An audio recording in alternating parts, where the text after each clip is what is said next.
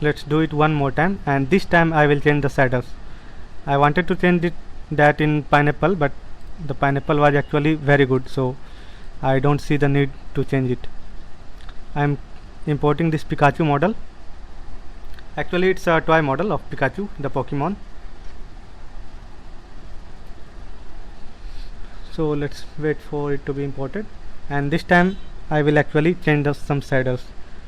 See, there can be scenarios where you download and imported your 3D models in the game object in the scene window, and the shaders and the colors will not look perfect.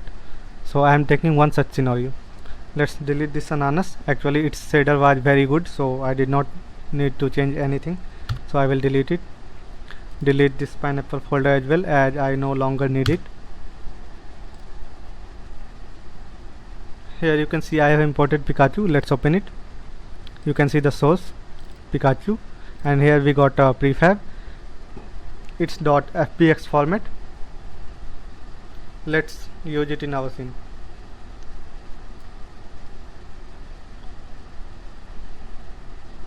Let's zoom it.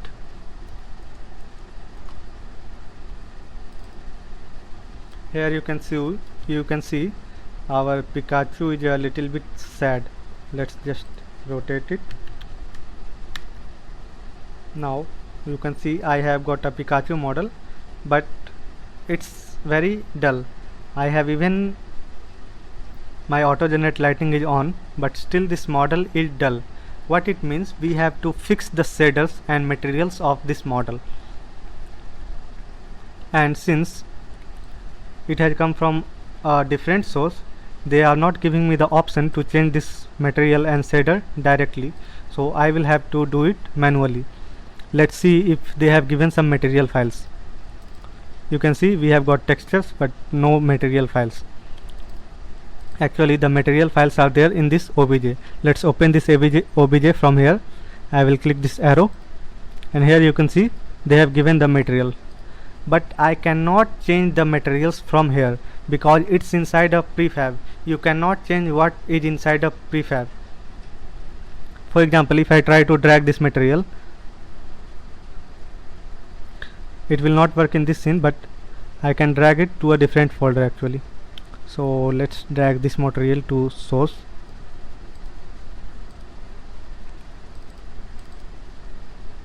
Where it went? Okay, it went wrong. No worry. Hakuna Matata. Actually I was just trying that thing. I have never tried that thing.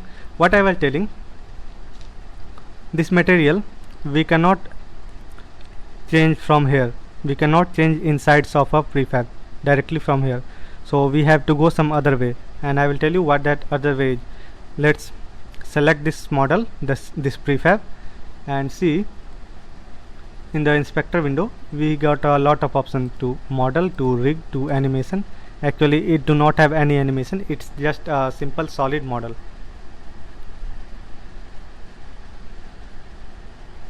Okay, and for materials you can see here we have got an option, extract materials. Till now what we got materials, but it was inside an prefab, so we were not able to use it.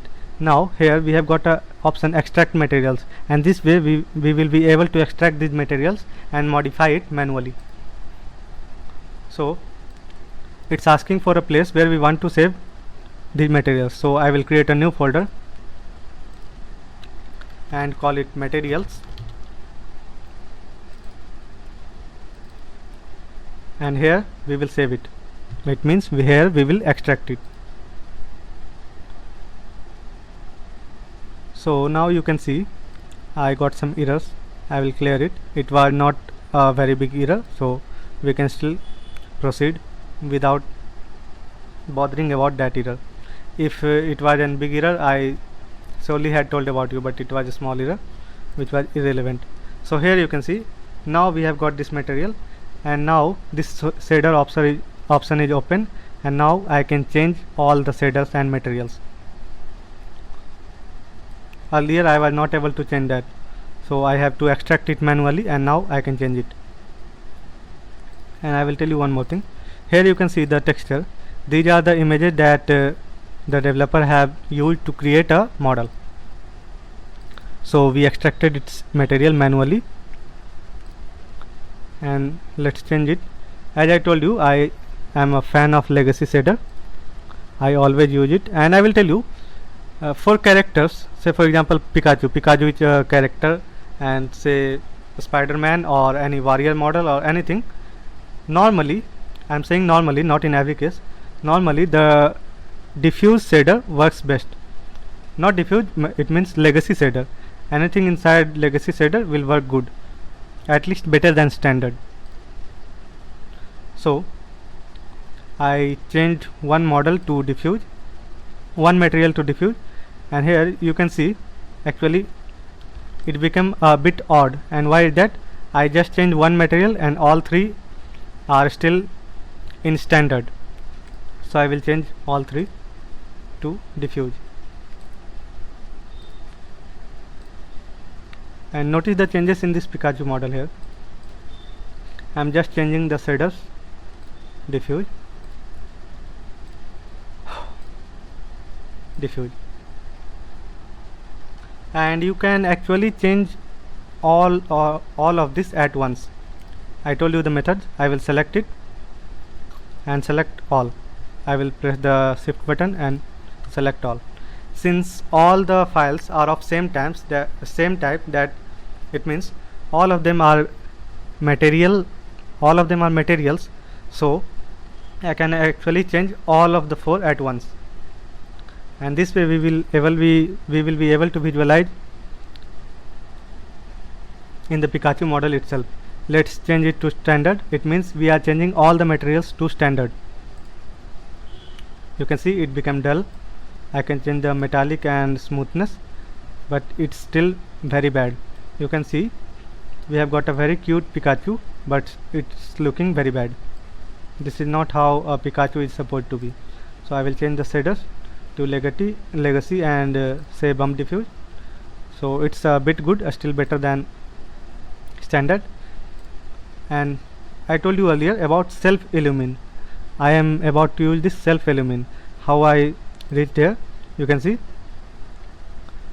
shaders, legacy shader, self illumine, and diffuse here.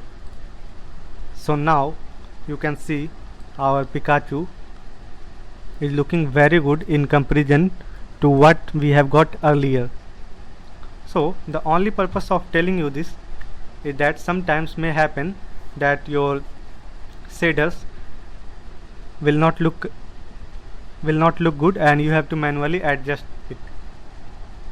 So this is the way you can actually play with all the shaders and see which works best for you. But in general I use something from legacy shader and it works good for me.